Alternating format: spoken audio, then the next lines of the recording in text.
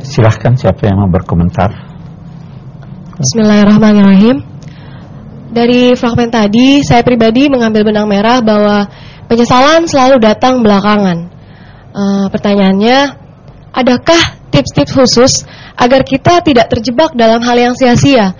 Dengan kata lain, kita pribadi dapat menyelamatkan diri kita di saat kita tenggelam dalam kesia-siaan. Cukup sekian, terima kasih Pak.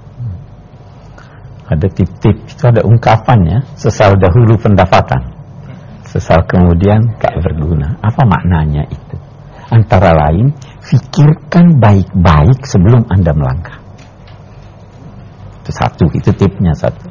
Yang kedua, sadarilah bahwa modal Anda yang paling besar itu adalah waktu. Nah, yang ketiga, supaya Anda tidak menyesal, kaitkan seluruh aktivitas Anda dengan Tuhan. Itu Anda tidak menyesali. Karena walaupun Anda gagal, Anda dapat pahala. Walaupun Anda, selama niat Anda sudah demi karena Allah, Anda ingin melakukan pekerjaan ini karena Allah, itu sudah baik itu. Tapi Anda gagal, itu sudah dapat pahala lagi. Nah itu saya kira kiat-kiat semacam itu bisa membantu kita untuk tidak menyesal, tidak rugi. Ya, jelas ya? Okay.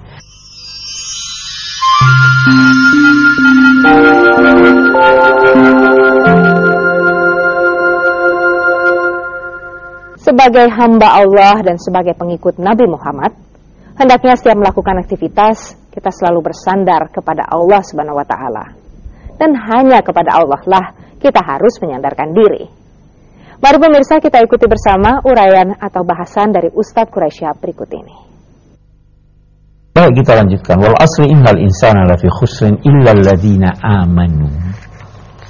Iman itu bisa diibaratkan dengan rasa kagum atau cinta.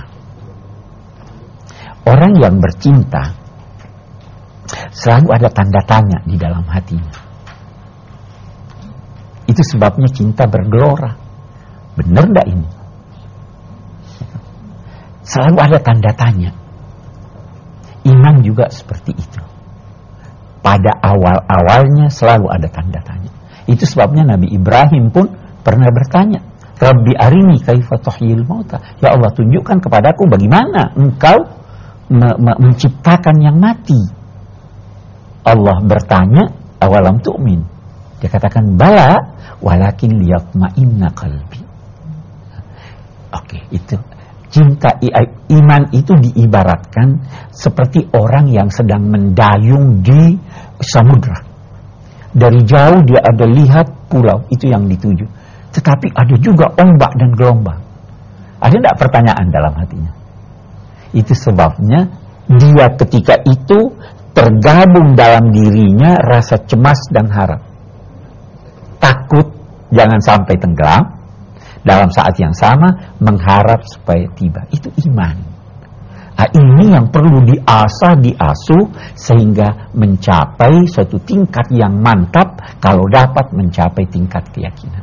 Nah, tentu saja iman yang dimaksud oleh ayat ini bukan percaya segala sesuatu. Sampai percaya itu apa yang sering ditayangkan di TV yang gaib-gaib itu. Ya kan? Percaya kepada apa yang disampaikan oleh Nabi Muhammad SAW.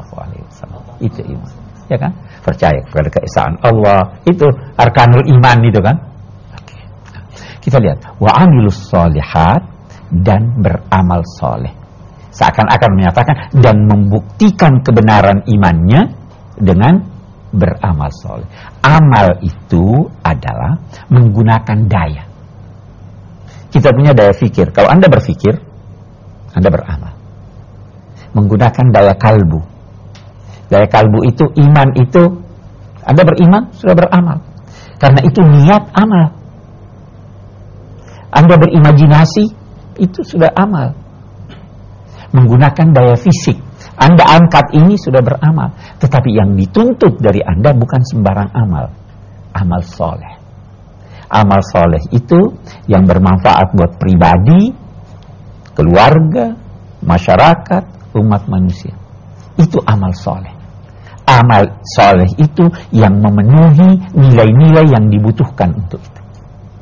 Lilladzina amanu wa amilus sholihat.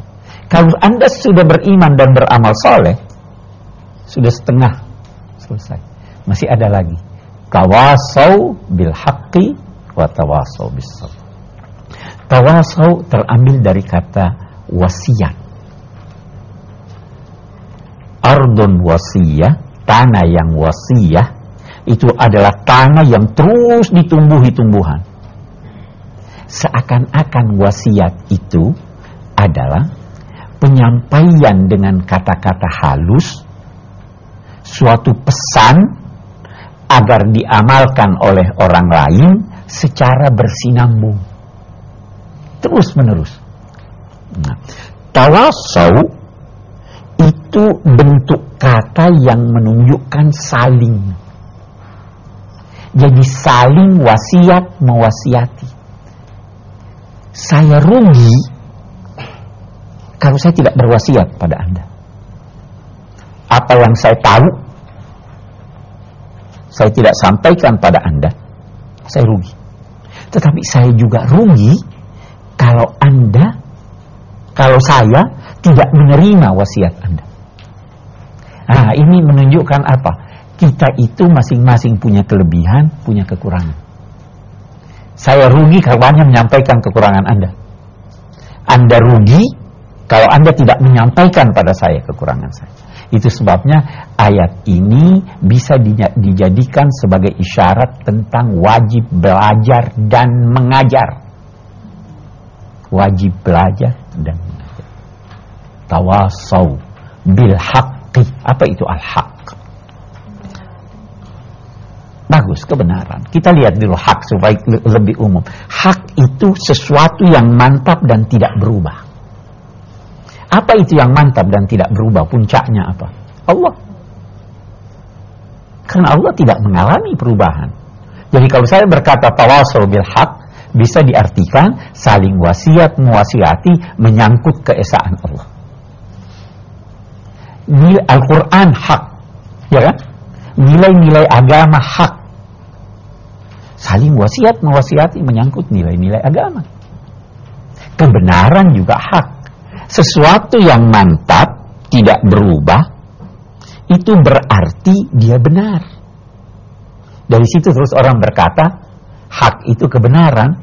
Walaupun kita harus akui bahwa kebenaran itu ada kebenaran mutlak, ada kebenaran relatif. Ilmu itu kebenaran relatif, ya kan? Nah, jadi kalau begitu tawasau bil haq, saling ajar mengajar menyangkut ilmu pengetahuan. Bisa. Itu sebabnya kita katakan saling belajar dan mengajar. Ada, kalau kita membuka lembaran-lembaran Al-Quran, kita menemukan sekian banyak wasiat Tuhan. Wasiat Tuhan yang pertama adalah bertakwalah kepada Allah. Itu takwa Allah. Wasiat Tuhan yang kedua, ada rincian agama. Misalnya, yusikumullahu fi auladikum lidzakari mithlu hadzil unsayain. Warisan, itu wasiat Tuhan, laksanakan. Ada 10 wasiat Tuhan, ada di suratil An'am ayat 151 sampai 153. Nanti bisa dibaca itu, ada rinciannya. Nabi-nabi juga punya wasiat. Apa itu wasiatnya nabi-nabi? Wa wassa biha Ibrahimu banihi wa Yaqub, innallaha astafa lakumud dina fala tamutunna illa wa antum muslimin. Ini nilai-nilai wasiatkan itu, berarti kita saling mewasiati tentang itu. Wa tawasau bis sabr.